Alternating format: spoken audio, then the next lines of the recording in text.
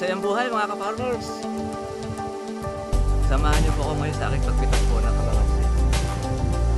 Ngayon, mga ka-farmers, welcome po kayo sa aking YouTube channel, sa ating mga bagong subscriber. Maraming salamat po sa inyo po panonood. Ngayong araw na ito, share ko sa inyo. Bakit magandang negosyo ang kalamansi? Ano ba ang katangian? Ano ba ang maganda?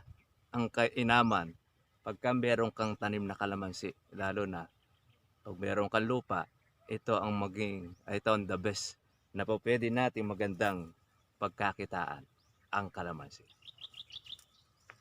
Gusto niyo po mga ka-farmers malaman bakit napakaganda ang kalamansi, lalo na po ngayon kung tayo magpapalit ng ibang mga gulay at halaman? Pakikita ko po sa inyo, share ko paano ba kumikita ang ating mga ngalamansi, ang mga merong kalamansian, paano ba sila nakakasurvive sa pang-araw-araw kanilang buhay at nakakapagpundar ng iba't ibang areaan.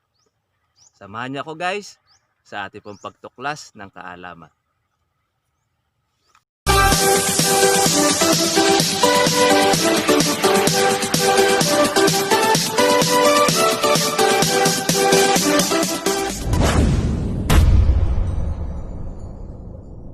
Mga ka-farmers, pitas po tayo ng kalamansi dito. Isang bag naman ng pipitasin dito sa tabing ilog. At kailangan po natin na ito ay mapitas para maiwasan po na ito ay mapitik or manakaw. Kasi alam niyo mga ka-farmers, ang tao po ngayon, hindi naman sa tayo ay didoso, kundi bagos. Kailangan din natin ay maagap tayo sa ating pagpitas ng kalamansi. Dahil alam niyo naman, kasi pandemic ngayon, lalo na pagka walang trabaho, walang pagkakakitaan, lalo na yung mga tulonggis at mga batugan, yan na lang ang kanilang inaabatan, ang pagnanakaw ng kalamansi. Kaya ang mahirap na, para hindi tayo maagapan na po natin, kailangan na po natin na pitasin yung lahat ng mga malalaki para hindi po matukso po yung magnanakaw, na mapitas po ang ating kalamansi. Ngayon kahit na medyo bumaba po ngayon dito sa amin ng kalamansi natin, okay pa rin po mga ka-farmers. Mahalaga po ay merong napipitas, kasi mababa na ang kalamansi, wala pa tayong napipitas, so wala kang pwedeng pagkunan ng income o yung pagkakagast, pambili ng anumang pwede natin pangailangan, mga gamit ni Mrs. Kaya paano mga ka-farmers, pitas muna tayo ng isang bag ng kalamansi. Samahan niyo po ako muli ng aking paraan ng pagpitas. At maraming salamat po sa ating po mga viewers, sa lahat ng ating mga subscriber na patuloy na sumusuporta nitong ating vlog.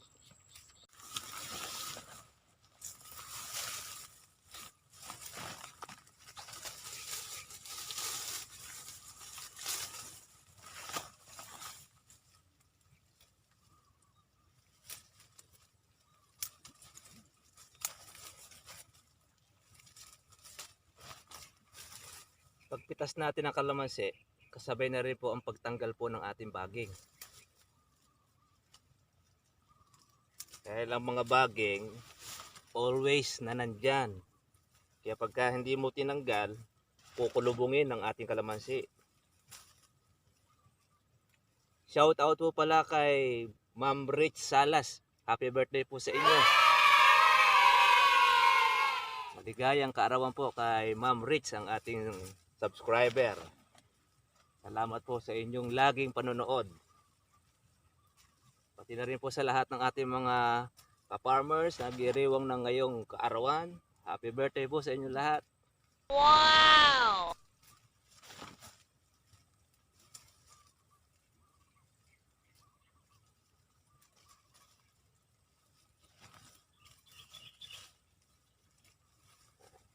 Nakakalibang pumitas na kalamansi.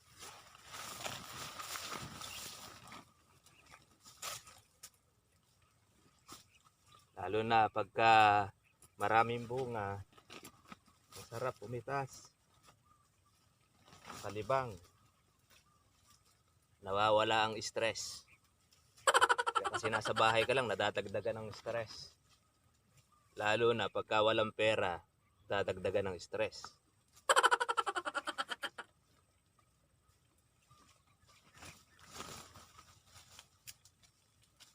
Kaya para magkaroon ng pera, kailangan pumitas. Bawasan ang stress.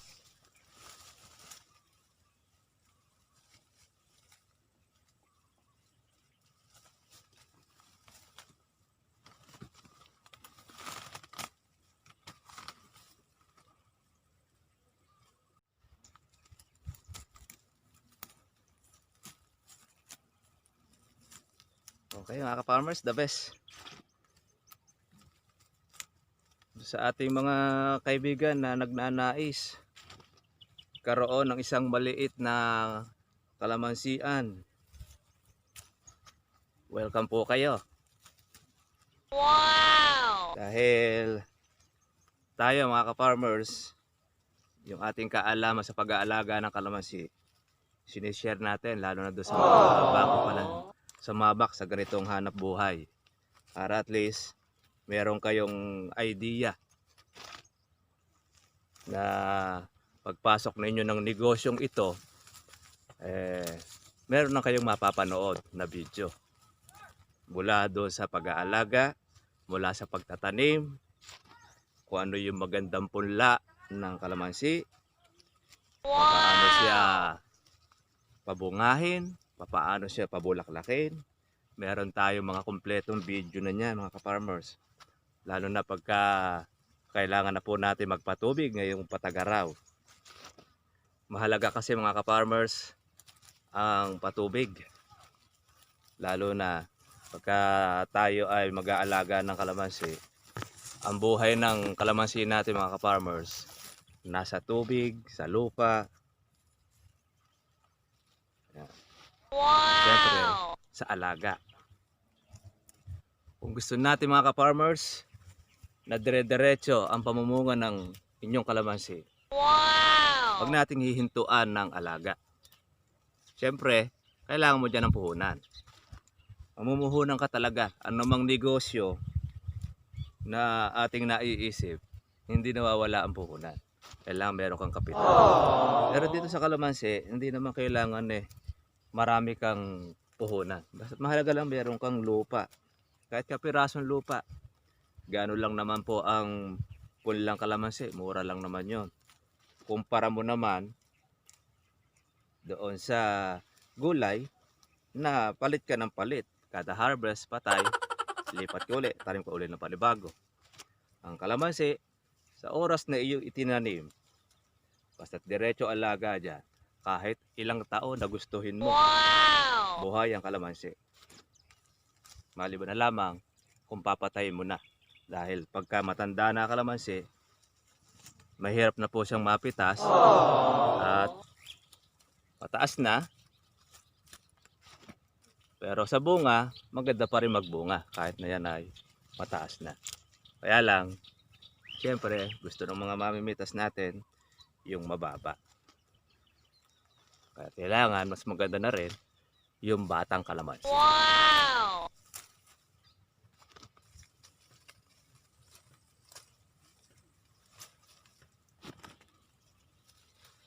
Alam nyo mga ka-farmers, pagka ang kalamansi po ninyo bata, at yan ay mga 1 taon o 2 taon, kumisan nangangailangan ka na ang pagpitas natin napaupo o nakatalungko dahil para maabot po natin yung mababa. Yan nakagandahan pagka ang kalamansi ninyo ay bata pa lang. Gaya nito, ako ay nakatalungko.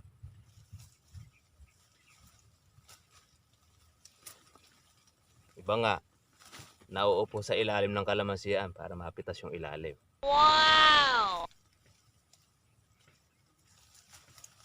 Doon po sa mga magpaplano, magbabalak na mag-alaga ng kalamansi, tumutok lang po kayo sa aking channel.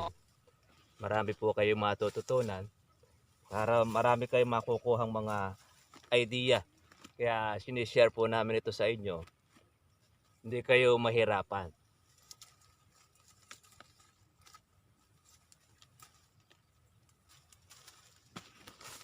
Dahil sa lahat ng mga business na ating napasukan, mga tanim, para sa akin para sa amin dito, iba talaga pagka ang kalamansi.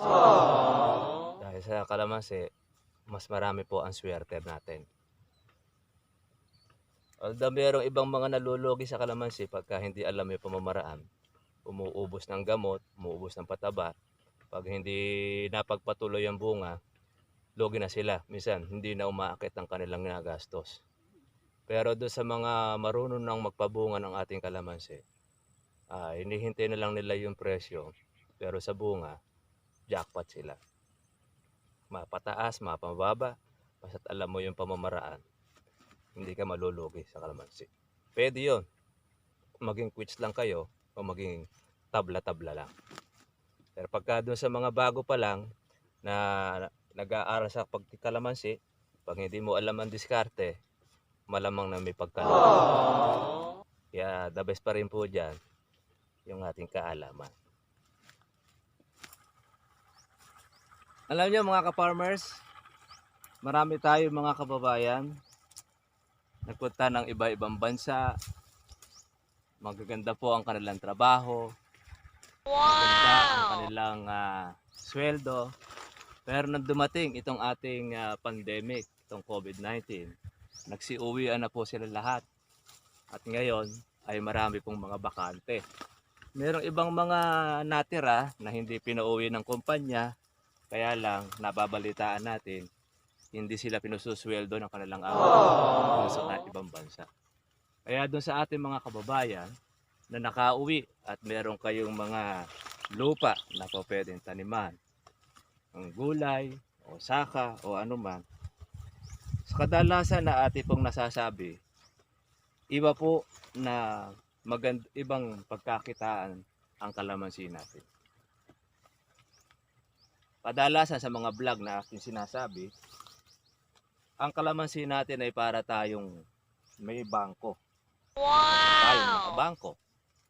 Kaya gusto po natin na tayo ay merong pangangailangan, gustong bilhin, lalo na sa mga bata, gamit sa bata, sa school.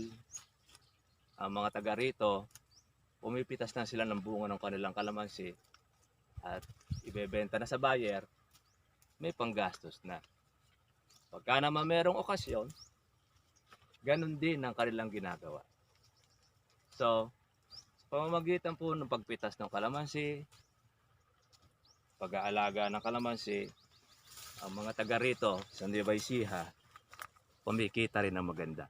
At hindi lang din yun, pati na rin ang mga mamimitas. Sa masasabi po natin, iba po pagkakitaan ng kalamansi.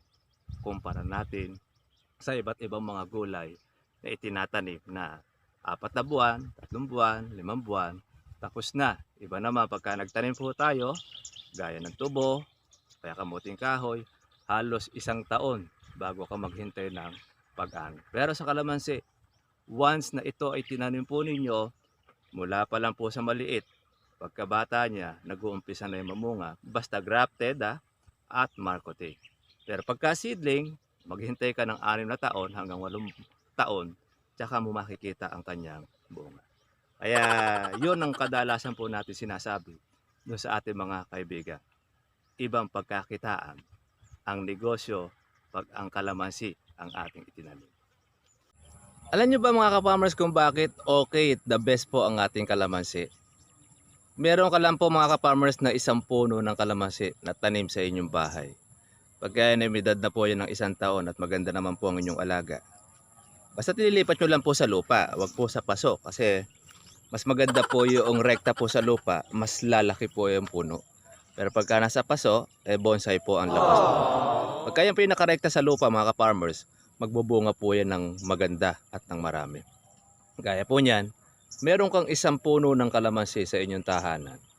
Aba, pagka mangailangan ka ng sausawan, hindi ka na pupunta ng palengke para bumili ng kalamansi.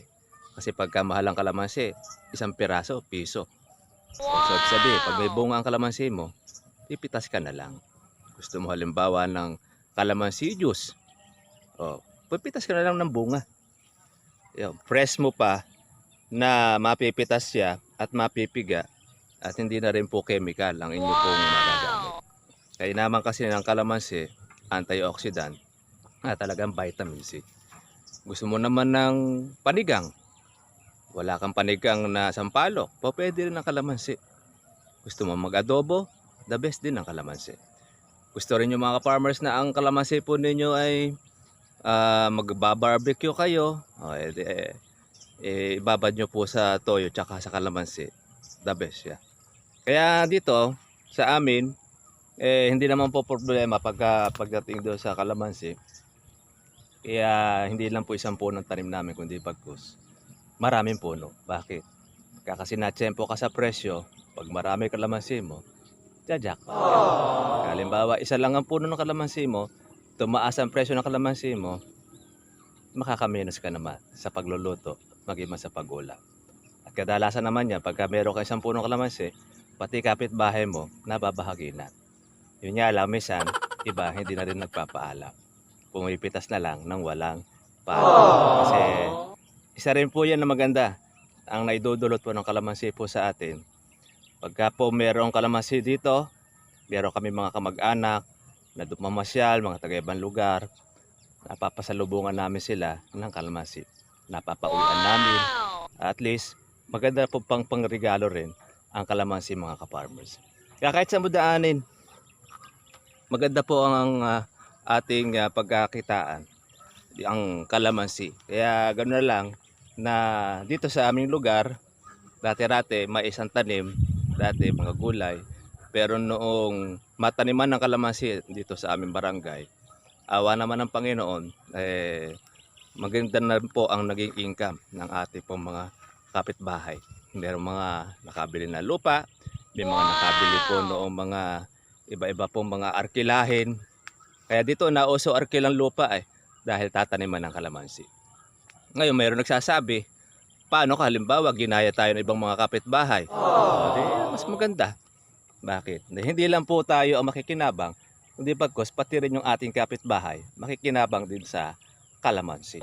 Malay po ninyo, dumating ang pagkakataon ng kalamansi po natin ay pwede na may export dahil sa buong Asia, ang Pilipinas po ang mayroong pinakamalaking plantation ng kalamansi. Kasi iba po kasi ang katangian po ng kalamansi natin. Hindi lang po sa pagluluto, hindi lang po yan sa sabon, kahit anong klase ang piniflavor po ang kalamansi. Kaya the best para po sa akin, para dito sa amin, madaling pagkakitaan ang kalamansi. Bukod sa matagal ang buhay, benepisyo pa sa ating katawan. Pag nagkabahaan, patay ang palay. Pero pag nagkabahaan ang kalamansi, buhay. Huwag lang tatagal ng isang linggo ang tubig. Yan mga farmers. So yun po mga benepisyo kung bakit maganda ang kalamansi, bakit okay na negosyo ang kalamansi. Basta't alam mo lang ang iyong gagawin, alam mo lang paano diskartehan, yan. Okay yan ang ating kalamansi mga ka-farmers. Po, paano po mga ka-farmers, dinalaw po tayo ng ating mga kamag-anak dito sa taga Cabanatuan. Ito po sila ngayon. Gihintay po sila ng selfie, pero video po ito mga farmers. Gaya po ng dati, kami po ay natutuwa. Maraming salamat po sa lahat ng ating mga bagong subscribers, sa ating mga bagong kaibigan, mga ka-farmers. Kaya din ito yung ating mga kamag-anak, ni nanay, ay napasyalan po tayo. Kaya natutuwa naman po kami dahil kahit sa kabila po ng lahat, eto po sila. Nainip sila kala tatay para pumasyal. Sila lang ngayon na pumasyal po dito sa amin. Gaya po ng dati mga farmers, di na po tayo magtatagal. Ako po si Kuya Berhel Bunag. At syempre kasama ko rin po yung aking tatay, si Kuya, yung ating mga kamag-anak. Ayan. Lagi po natin tatandaan, karunungan at ang kaalaman, may katumbas na kayamanan. Thank you for watching. God bless all. Bye-bye. Happy New Year!